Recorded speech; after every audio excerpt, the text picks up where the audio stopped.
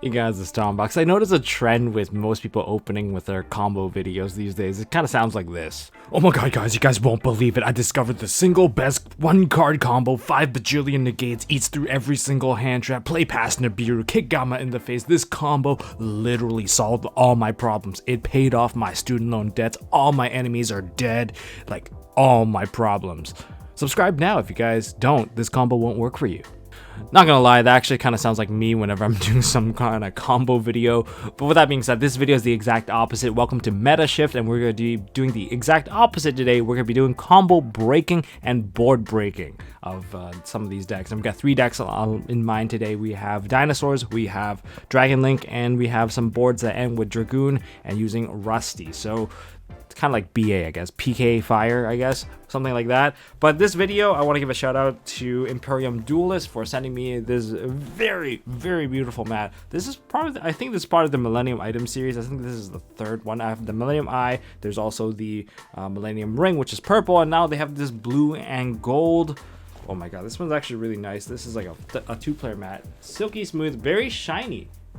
Very beautiful mat. And yeah, you guys can get it at imperiumduelist.com, and you can use the code of TOMBOX10 for 10% off your purchase if you want to get one of these. Hopefully they're not sold out because they've been out for a while already, and I've just been a little bit late to the party.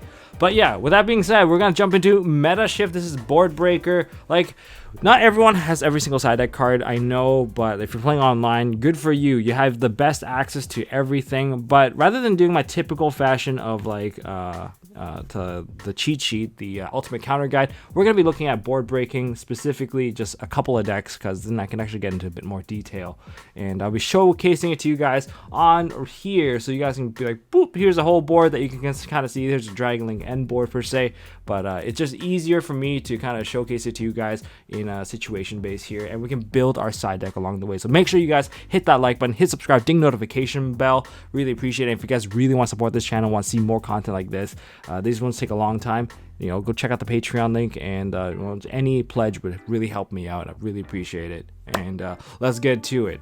Okay, Dragon Link end board, this is kind of what it looks like. There's a ton of disruption here, and they already kind of interacted with your hand. You lost 1 or 2 cards, either Smoke Grenade or Chaos Dragon Levianeer.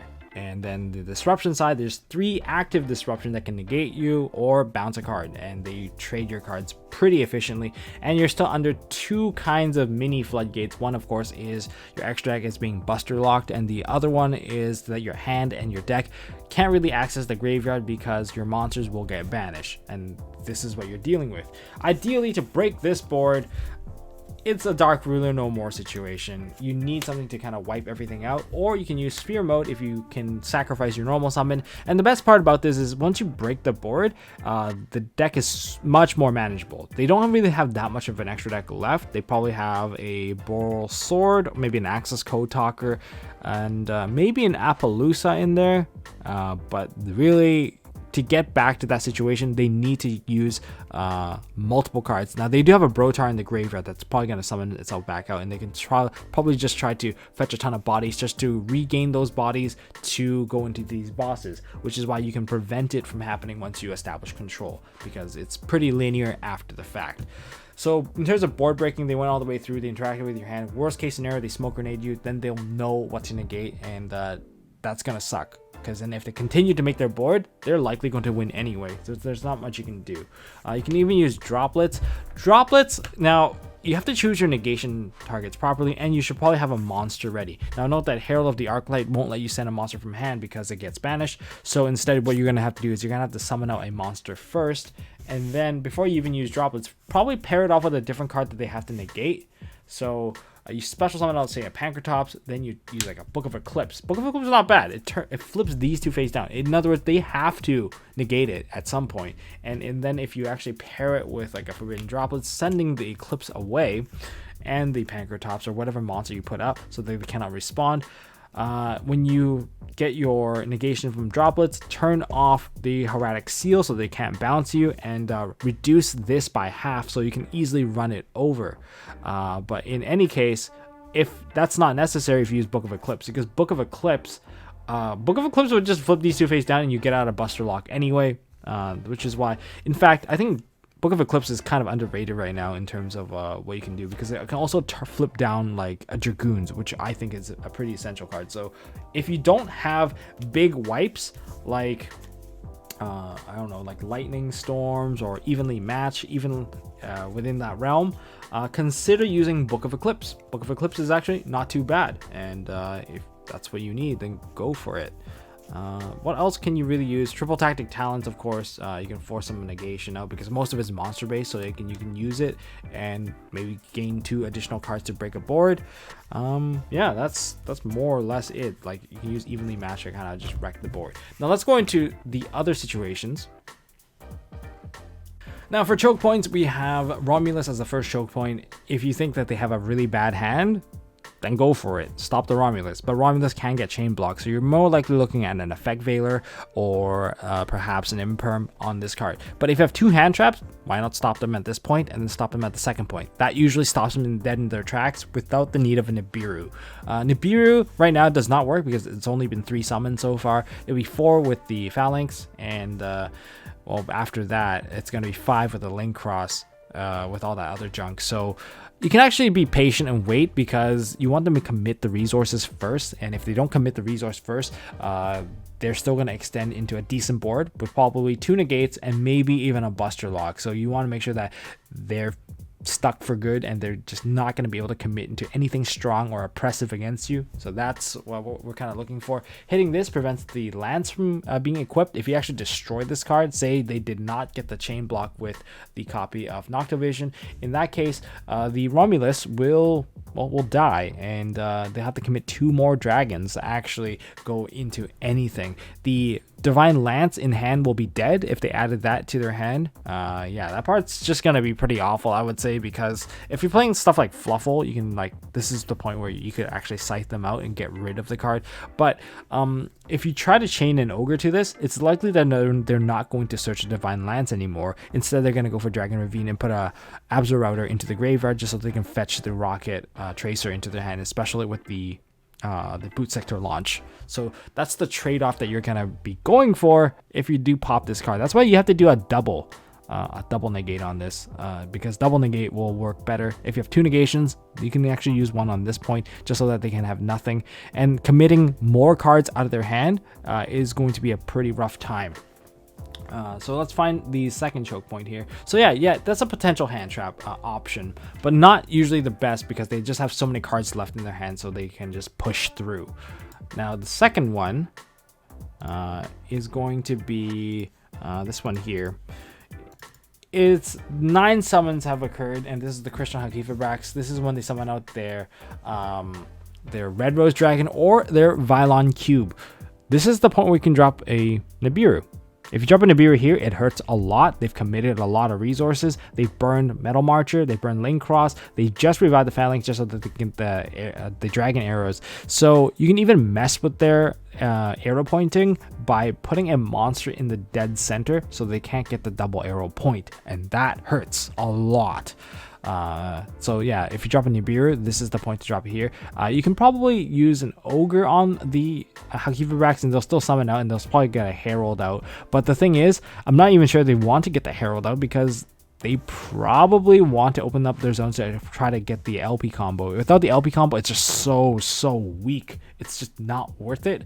And yeah, Nibiru hurts here. Gamma obviously just ends the board here. They just really don't have very much left unless they have like 2 or 3 additional extenders to push it out.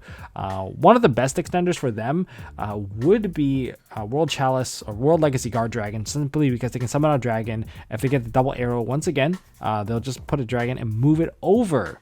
And once they move it over 1 spot so that it still points to a double zone, they'll use the LP there to get a monster, and then they'll use the extra zone that's available, and then they'll go into a Pisty here, and they'll revive another monster, and they'll just go off again. And the likelihood of them extending through that, it's simply because that they have a boot sector launch, and they have a rocket tracer or a quick launch or something like that. But definitely it gets really scary when they use World Legacy Guard Dragon to extend. But yeah. But if you double choke point them, they'll probably run out of resources because they had to rebuild the 2 monsters. Their hand size actually won't allow for it to happen if you double hand trap them. But this is a pretty good point, especially if you use a copy of Nibiru to smash the rest of this board. And the reason why getting rid of the Halkifa Brax is important is here's the choke point number 3. You prevented choke point number 3 from happening. First of all, it's really difficult to actually hit this particular board simply because there is a Herald of the Arc Light, and that's why you wanted to hit them off early so that they can't actually make this Herald of the Arc Light, or even if they do make it, they don't have anything else to end with and you can just beat over this card.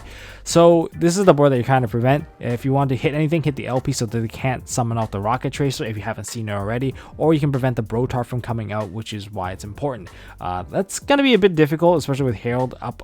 This is the part where you need double hand trap to actually break, which is why the Dragon Link deck is just so resilient to just basically most disruption. You need a removal based disruption like Nibiru or Gamma to really just end them in their tracks. So that's the Dragon Link Breaker board. In terms of cards to use, if you're gonna be if your main deck already has most of the hand traps, there's nothing really more to add against them. They don't really do too much banishing. Lancia, does it work against them? I mean, you prevent maybe one card. You prevent them from well, if they start off the combo with banishing, then yes, then you just use this right away, just so that they can't get their white or black dragon, and they can't use the Chaos Dragon Levianeer to rip your hand apart, and they can't summon it, so that would be a big win. But aside from that, there's really not too much you can actually do against them with Lancia. It's just mainly to stop that initial part. But if they also start with, like, I tried this before where they summoned out the Black Metal Dragon, and then they banish, and then they not banish, but they linked it off to Striker Dragon. I Lancia'd them, but then they extended with other dragons, and they still end with the entire full board, and that doesn't feel very good. So there's the give or take with Lancia. I think droplets, I think breaking the board is a bit more effective than disrupting them, but disrupting them is still worth it if it's stuff like Nibiru and Gamma. Okay, Dinosaur end boards, they're really strong. If you just look at it, they've got either a double Herald or a Herald Dolka. Herald Dolka I think is just the safer one, but double Herald is a higher risk one that it does work against them. What you can do against this board is that you should probably use mass spell-based removal. Of course, Dark Ruler No More's Winged Dragon Raw Sphere mode, that handles most of your situation. You just have to deal with the one negation coming from the Herald of the Arc Light, which is, I guess that's fine. That's easy because you can just run it over. And the main disruption is coming from the Ultimate Conductor Tyranno, because that can chain to your stuff and completely turn off the battle. And if they turn off the battle, you can't really use your spells anymore. So that's a rough point. But if you use Sphere, this is a normal summon, so it's not affected by the barrier statue, so you can use that to get rid of the barrier statue, get rid of the Ultimate Conductor Tyranno, and get rid of the Dolka. Unless you have a spell card, then you can get rid of the Herald of the Arc Light instead. Then you can just run over most of your problems, in which case Dark Hole Raigeki works pretty well if you have double, because you use one for bait, or you have an imperm plus a Raigeki. You can just imperm the Herald and then just Raigeki their entire board. I think it's actually worth it. Most of the time you're going to see everything in defense mode, so it's very unlikely that you're going to be able to use a Lightning Storm on it. This board is just kind of lazy for me in Photoshop, but yeah, it does work. So you can just use that to actually wipe the entire board, and you can still do some massive damage. Or you can use a Dark Ruler and then pair it with something else. Any of the mass destruction works really well. You can even use a Book of Eclipse. Book of Eclipse also works very well because it just flips everything face down. In other words, everything is now turned off, and that lets you play. Yeah, I don't know what else I can say about that. So these are some of the ways that you can break the board. Otherwise, it's going to be an extremely rough time. No special summoning, that hurts. That means you're down to that one normal summon, and there's no one normal summon that works. You can't even use Pancratops to actually just bait anything out. You can't special summon Pancratops, kill the Dolka, and then bait the Herald. It doesn't work that way because there's this statue. But in some cases they don't play the statue, then yeah, that is possibly an option. It is something that they're gonna probably use an Ultimate Conductor's Hammer to pop themselves to try to stun you. But if they're playing the barrier statue and everything like that, you can't even summon out the Pankratops. So it's a little bit harder for you to break the board in that case. Yeah, you're gonna be relying on spells, and you can even use stuff like evenly matched. In other words, bait the Herald and drop a mass removal is probably your best bet on breaking an end board Dinosaur. It's very difficult, which is why it's so good against like Adamanticipators before and everything like that. But look at the other boards that we have now in terms of like disruption and their choke points. Choke point number 1. This is a big one here. The first choke point is the Miscellaneousaurus. When they activate the Miscellaneousaurus, there's a really good card you can use to stun them out. Lancia. If you use Lancia, it prevents them from using the double evolution pill and the Miscellaneousaurus summon effect. They activate it, cool, Lancia. Now they're stunned out. It is a little bit rough if they have Lost World plus they have a copy of Oviraptor. If they have Oviraptor, they give you the thing. There's not really much I can say about it, but because they will keep the Miscellaneous in the graveyard, and when they do the pop, they can pop and protect. Yeah, that's going to end up a little bit rough on your side. They'll still end with maybe a Dolka on their side of the board, but definitely you're not likely going to see an Ultimate Conductor Tyranno, and you're not likely going to see some of the synchro stuff happening. That's just a fact, unless they go into Hakifabrax combo right away. In that case, you'll probably see like 1 or 2 negation, but there is no big Dinosaur, and therefore the big threats are still lacking, and most of the recursion and most of the monsters that generate free bodies, they don't exist. So that's point 1, and you can also use Ash on this card. But Lancia definitely has a heavier impact overall for the turn, but Ash also hurts because Miscellaneous, even though it used its effect to send itself to the grave, it's not on the field, so it can still be negated by Ash. It's still affected by monster effects. That's another point, or even the Baby Ceratosaurus. So that's another choke point for you, but I think Artifact Lancia is probably one of your best bets.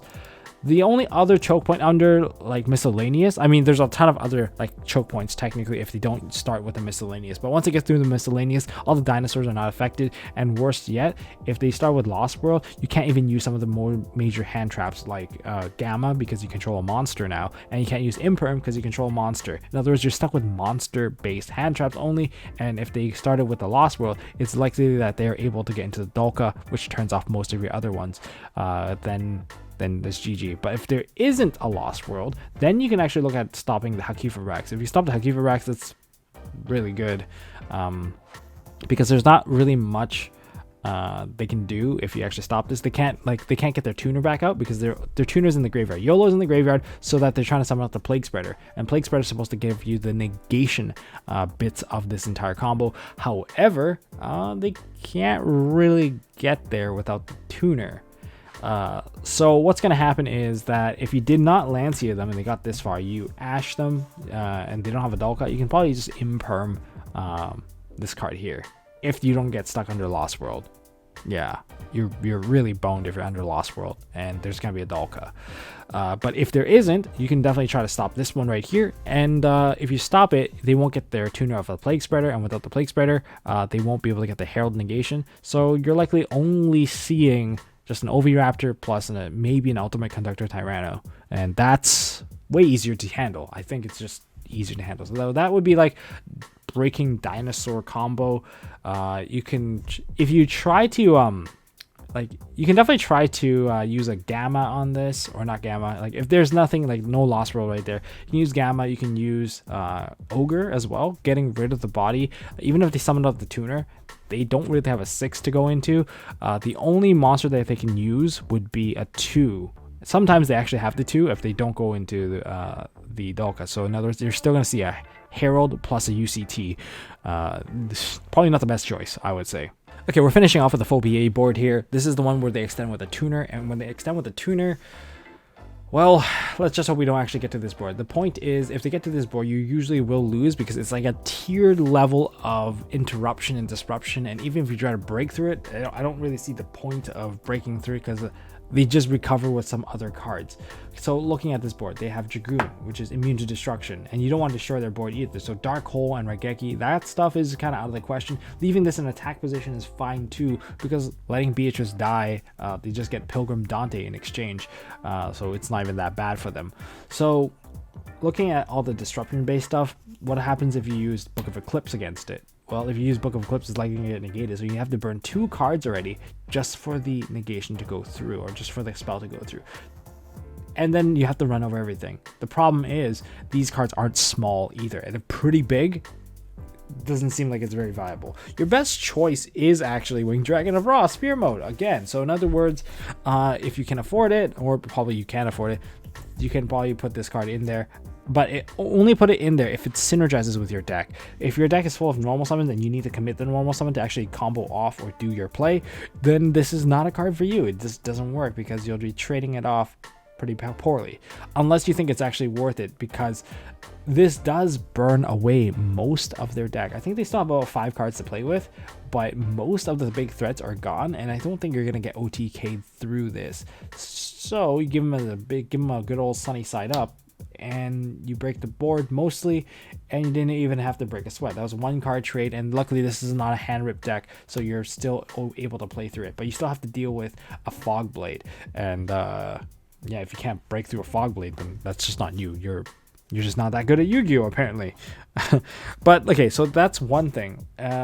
Forbidden Droplets, you need to stop like 3 cards. This is a disruption because it can dump a Farfan into the graveyard. This is a disruption because it's there. It's just there. Well, basically, it's just there to like negate another monster. In other words, they have the monster base touching right here. This one's gonna touch your monster. And then there's also the other monster base negation through Fog Blade. It's a lot, and their only weak point in this entire place is the Vertanaconda. This could be a liability. If you're playing against like a Grand Maju deck, this is gonna get 1 punched right away, and they're just gonna answer to the Beatrice. They're gonna kaiju this one off, and they're just gonna punch this, and then the game's over. Yeah, that's kind of how it ends up sometimes. But that being said, Spear Mode is your best bet. You can use Dark Ruler no more to turn everything off, but even with that, if Beatrice gets destroyed, it's going to summon up Pilgrim Dante, and they still have a negation to Fog Blade, which is why this tiered negation thing is super important for these boards, and it's why it's like so difficult to break. Your best bet is actually prevent it from happening altogether. If you have like if you're going first, just use like a copy of Different Dimension Ground, and just say goodbye to your opponent, because they're not going to do anything. And just like good luck, have fun, I guess. But the other thing you can try to do would be just Dark Ruler. Dark Ruler, turn everything off, and you have to beat over everything. There's just so much contingency in this board that even that is not considered as like an auto win. Sphere Mode is probably a little bit better, but yeah, there's no real choice here. So instead, let's look at actually disrupting this board. Yeah, if you let them get this far, it's on you. I think there are points even in this combo you can totally just Nibiru. But, you know, choke point number 1, we have Tour Guide. Tour Guide is an easy choke because, first of all, it's not a BA name, and it burns a normal summon. And the only way for them to continue is to use Psychic Wielder or Psychic, the other Psychic Yo-Yo guy, and boom. That would take care of that particular issue, and then you can actually make a 3 go into Cherubini and Cherubini. The whole point of hitting Tour Guide is to stop the Cherubini from coming out, and that choke is pretty solid. I would say it's actually a very painful one because they can't use any of the BA effects after the fact, and that's a pretty limiting one. I think opening with a Fiendish Rhino is a little bit better, personally, because you can still summon out your BA stuff, like just burn random BAs, and so that you can still dump like a graph and still make your board. Next, we're going to look into the other choke. I believe it's the Seer. The Seer choke is that they dumped a graph to get the Seer out. And yeah, first of all, don't hit the Cherubini. It's a cost. It doesn't really matter. The other thing is that you have to deal with the Seer. If you stop the Seer from happening, they're not going to be able to revive the Cherubini. They're not going to be able to revive the Dante. And if that's not available, then that's good for you. So then the boards are still pretty good for them. They're still going to end with a Verte Anaconda, and they're still going to end with the Dragoons. So if you don't want to hit them here, they're just going to build up more board. Like, it seems like that Verte Anaconda is going to come out anyway. Like, the whole deck is built around just to generate the Verte Anaconda. So hitting it here just makes the board a lot easier to handle. You don't have to deal with the Beatrice. You don't have to deal with a Borreload Savage because there's no tuner here yet. But if they do have a tuner, you're likely going to see a different kind of extension. And we're going to go into choke point no tuner. The choke point no tuner is this. If they don't have a tuner, it looks like this. So they don't really have this out just yet. It's just that they don't have a rubric. They didn't have any way to summon out like a psychic wielder. What's going to happen is that they're going to go into a Verde Anaconda. This is the one point you negate it, and then you only have to deal with the Beatrice and the Fog. Otherwise, you're dealing with triple still. You're still dealing with Beatrice, and you're dealing with a Red Eyes Dark Dragoon, and you're dealing with a Fog Blade. Weak point was still right here. It's just that there's no Borload Savage in the end board because there was no tuner. But this board is still very much achievable for them. So blocking this one off will make the board much easier to deal with, and you don't have to answer to a win con. So you can definitely use Imperm or Effect Veiler to stop this one. And because this is 5+ summon when they drop the Verte Anaconda, fun fact, you can just Nibiru the whole board. It's worth it, I think, because now you're just dealing with like a Nibiru token. But that token isn't exactly too small, I guess. But since it just has like 25 defense, you should be okay. Yeah, you should be okay with that. So yeah, you can drop Nibiru, Imperm, and Effect Veiler are the only options available. Remember, you can't Ash the Verte Anaconda. That's a cost. It just summons out.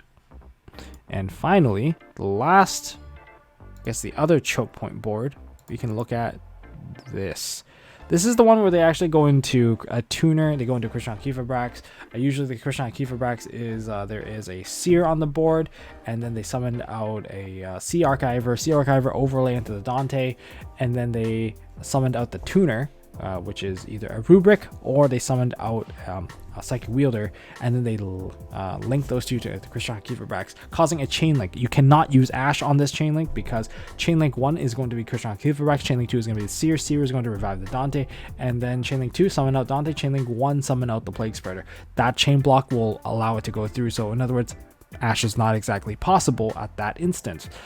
So what you're going to need is, first of all, Nibiru works very well here. Again, the other thing to note is you can probably, if you don't want to deal with the Beatrice, then you can Gamma, but otherwise you're going to deal with a full board here. That's, to me, is a little bit painful. Not gonna lie, because you're gonna have to, well, deal with like Borload Savage, and there's going to be I guess another monster you can disrupt would be the Rusty Bardiche. If you Ash the Rusty Bardiche instead, then the boards are still a little, it's definitely weaker because they don't have to deal with the Fog Blade shenanigan, which is fine. I think that's actually okay. It makes it a little bit easier, and but you're still gonna have to deal with negation coming from the Krishan Kieferbrax side, because that probably is gonna go with Link Cross. Link Cross is gonna just go into Metal, but the Plague is gonna go into Metal Marcher. That shenanigan can still happen. Well, looking at this, well, you can still just, again, the typical Imperm or Veiler on the Crystron so that they don't get their tuner. You're still gonna have to deal with Verte Anaconda regardless. There's like almost no board where you don't deal with the Verte Anaconda. It's just the amount of stuff that you remove off the board so that you can actually make it just more manageable is kind of where I want to get. But is there any way you would disrupt some of these combos? Let me know down in the comment section. I'm just here to provide you guys with like things that you would probably see and things that you probably want to disrupt. Yeah, stuff like that. And so I guess for siding options, this is kind of I guess this is like my pool of cards that I might choose from depending on what deck I am playing. I think these Lightning Storms, Duster, Red Reboot, and Pancratops will be there for the control matchup, unless of course control isn't strong enough. Honestly, I've won all my control matchups so far simply because these cards existed, and Duster, it's really funny when you have Storm and Duster. You bait them with the Storm and then you Duster them after the fact, and yeah, they really don't like you for doing that. They just call you a sack for having it. But think about it this way: you have if you have 3 cards that are really busted, it's kind of like having 3 copies of something in your deck. So you're very likely to see it, especially when you put 6 copies in it. Your likelihood of seeing the card is very, very high. So that's my control matchup. As for the other 6, it really depends. I like Sphere Mode and I like Book of Eclipse, but ideally Dark Ruler No More is going to be my choice right now, just simply because it doesn't burn your hand, and there's just so many hand loopy cards that I think Dark Ruler No More in 3 is probably pretty good. If you're playing Dinosaurs, you're already maining 3 copies of this, which gives you a little bit more side deck space. I would highly recommend, if you're playing a combo deck, try to play some Floodgates yourself. Honestly, if you play some Floodgates yourself, it's going to stun your opponent out. They're going to try to combo out, and they're not going to run back row removal against you, because you can't just dedicate everything just to like, oh, if I'm going to go first, I'm just going to go to my regular main deck. Like, that's cool and all, but I think your regular main deck has a ton of hand traps that you don't want to see within your combo, and you rather have something else that turns your opponent off without you going all the way through your combo, because you're likely going to deal with more disruption than normal because it is game 2 and 3. If you're gonna play against Dinosaur, I'm actually considering using Lancia back in, because Dinosaur is such a popular matchup, and it's actually very difficult to break their board if I'm playing combo, simply because the barrier statue stunning me out. So these two are pretty good, because this one closes the board out. This one prevents the board from actually happening, and that's why I'm considering using Artifact Lancia. If I can fit a Super Poly, I would, because there's just so many powerful boards that end with like a dark. But that's mainly for like rogue matchup. If you're a rogue deck and you have the space for it, go ahead and play Super Poly. I don't know if I recommend evenly match right now. If you're a control deck, maybe, but it's honestly an equivalent to, like, if you can't afford evenly match, play the Book of Eclipse. But Book of Eclipse does have a little bit of a better timing, and if you're a combo based deck that all you need to do is just turn off the negations and the disruption, then Book of Eclipse might have a better timing. And if you can even pair Book of Eclipse with like Forbidden Droplets, just so that you can just chain off of each other, and it still works. That's just my opinion right there. It's just an option.